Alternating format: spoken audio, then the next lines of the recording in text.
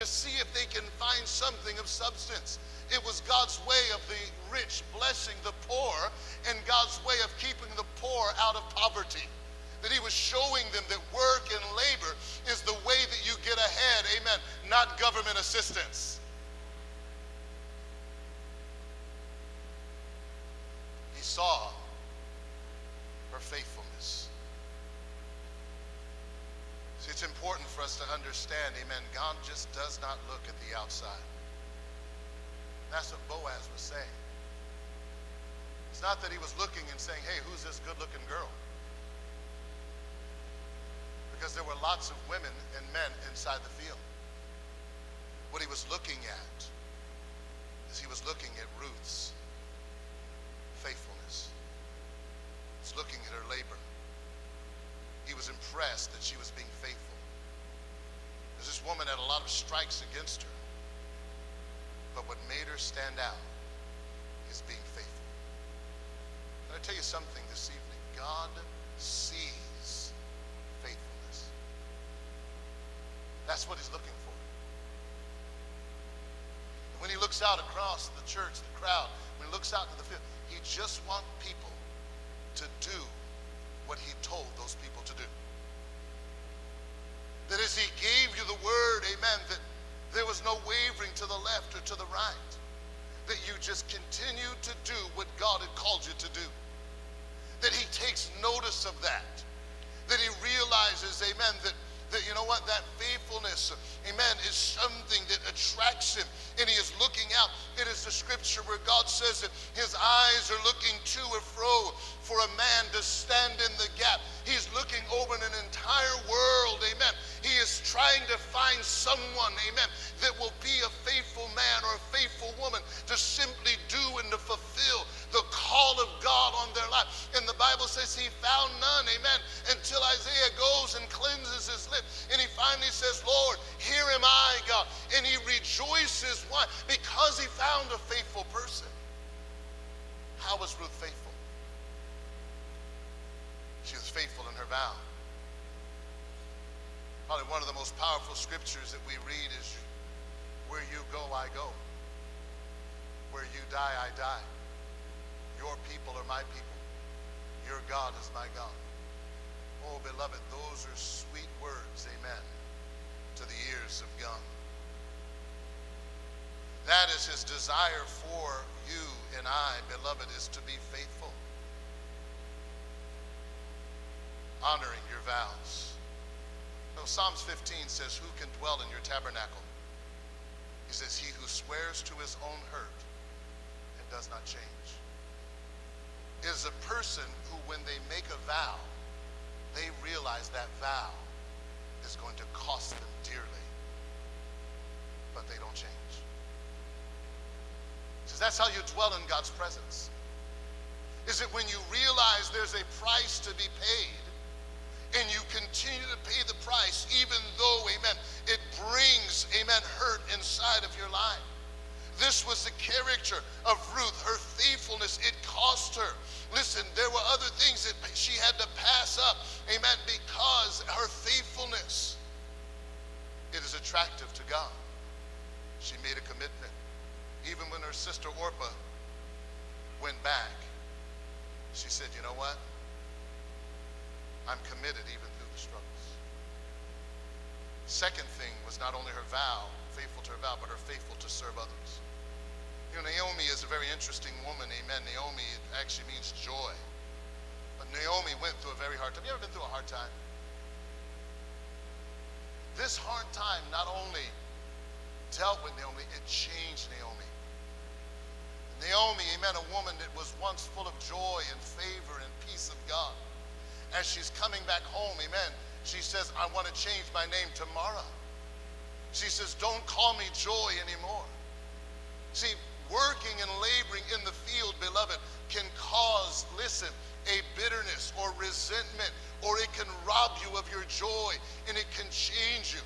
Amen. And this is what happened to Naomi, and Ruth is seeing all of this, but Ruth's commitment, amen, was that she had made a vow to serve others. Her mother-in-law was a bitter woman, amen, but she even served, amen, in unfavorable circumstances. Peter 2:18, it says, now to the servants be submissive to your master with all fear, not only the good ones and the gentle ones, but the harsh ones. See, the true test, amen, of your faithfulness to God and your faithfulness to serve is not can you serve the people that like you. Not do you serve the people that pat you on the back. Not that you serve the people that say that you're good. Amen. And God bless you, brother. Amen. But really, amen, the ones that are embittered at you, the ones that get angry, the ones that speak about you. Amen. Do you faithfully, with a heart of gratitude, serve the Judases? See, Boaz says, it has been reported to me of all the things that you have done. Don't you know Boaz knew who Naomi was? That was his family. What he saw, amen, in her is that she was willing to serve even when it was challenging. You know, pastors can be guilty and struggle with this also.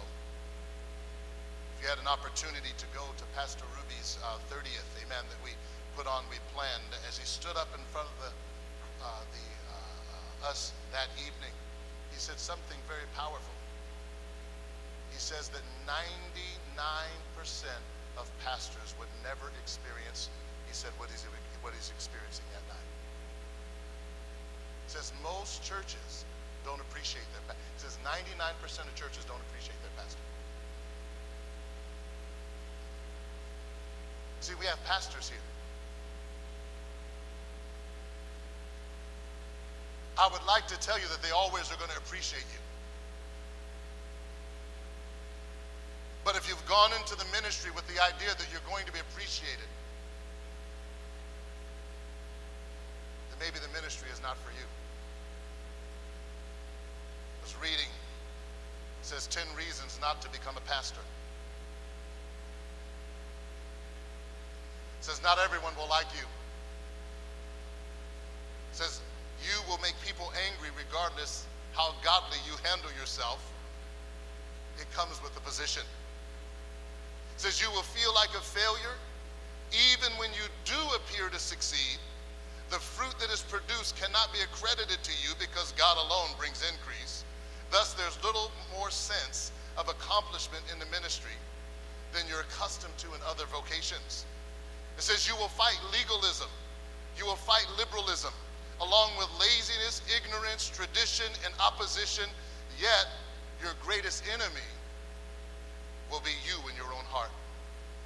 It says not everyone will respond positively to your preaching or your leadership. You will bring people to tears, and with that same sermon, one in joy, the other with anger. You will be criticized, rarely to your face, but frequently behind your back.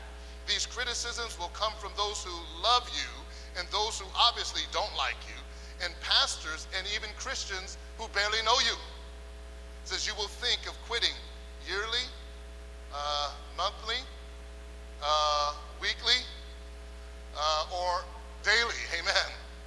And he goes on and on and on, amen, to say all the reasons not to become a pastor. Do you realize that God has called us to serve? Even the Naomis. See, that is what was attractive about Ruth, the Boaz. That he saw this quality in her. Her faithfulness. I want to tell you, Pastor, amen, listen to me, amen. God sees your faithfulness, even if no one else does. He sees what you're going through. He understands, amen, the words, amen, that often come, amen, at your cost and the cost of your children and the cost of your family. And God takes notice of that. Just as Boaz did, he sees your labor, and that is attractive, listen to me, to God, amen. Maybe this evening you're a PK kid, you're a preacher kid. That is one of the worst places to be, because you're held to this incredible high standard that no one in church would even think about doing.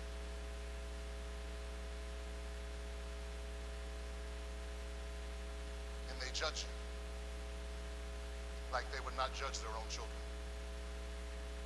And when you're judged, the judgment is not harsh enough. And see, what God is looking for in you, PK, preacher kid, is still serve, even in unfavorable circumstances. See, that is what God took notice of in Ruth. She was a foreigner. She had lost everything, but she was faithful to serve. Third thing that was attractive was she was faithful to the harvest. No, she took a job laboring in the harvest. This is hard work. As I said, that gleaning, listen, it's not that you get the first picks, amen. Gleaning is the stuff that is left over. And oftentimes we feel like, God, I've got the leftovers. God, how can I? We have the garage sale mentality, or the Goodwill mentality. Amen. We can't have anything new. You got to go to Goodwill. But he said there's something powerful about your faithfulness to go into the field and labor.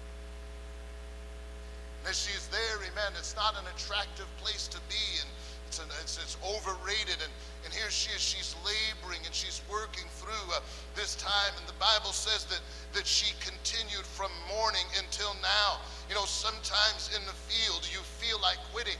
There may be people, amen, pastors or men and women in ministry, that as you come, amen, this week into this harvest, in your mind you're like, God, I'm just tired. I don't want to labor anymore. I don't want ministry anymore. God, I just want, listen, I just want to rest. I just want a normal Christianity, if we ever could find out what that is, amen. I just need a break, amen. I'm just tired, and in the field, all these things can begin to weigh you down. But the Bible says something about Ruth, this woman, from the morning until the evening, there was a faithfulness that was inside of her, and Boaz sees this. I'm going to look secondly with you, the blessing. Because there's a law, beloved, that we must understand. This is law of sowing and reaping. Pastor Mitchell's been talking about a book, Authority to Heal. A very powerful book, amen. And in the foreword of the book, there's a man, John Wright, White, that writes the foreword.